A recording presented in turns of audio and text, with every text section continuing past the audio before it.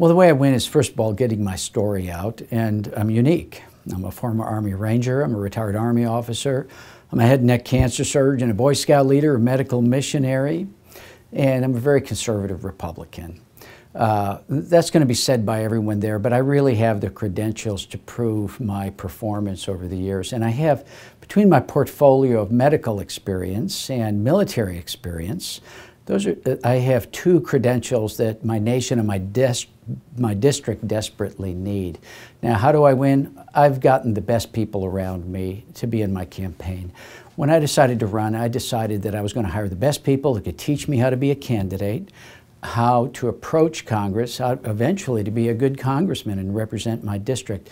So I've taken this very, very seriously. Fundraising is obviously a big part of it, and we've taken that very seriously too. I believe there are about 900,000 doctors in America that would like one more doctor in Congress. So tapping into that wealth of support is something that we've worked on diligently and fruitfully. I know him very well. He's a neighbor. In the Senate race, it's a crowded field as well. Jack is a consummately competent politician and policy wonk.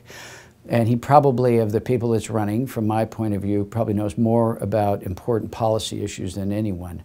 On the other hand, I think he strayed a little bit from his conservative roots, but he's on the Appropriations Committee, and I guess he may feel compelled to do that from time to time.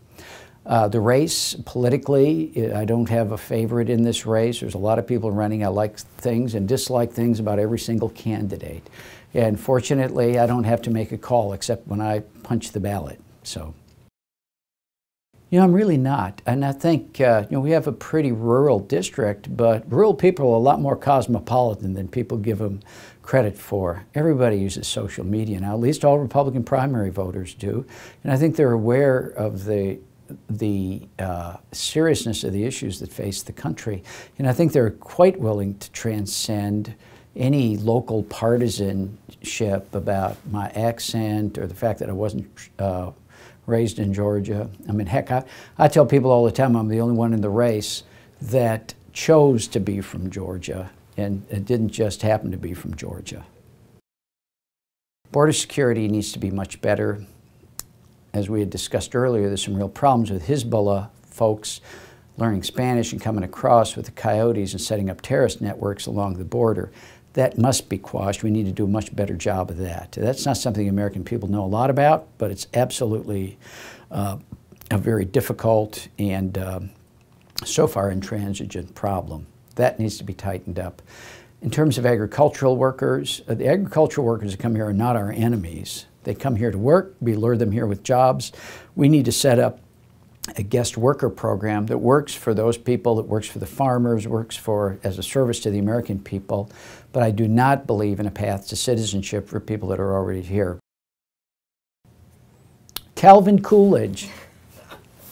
I like boring Republicans that really mean what they say.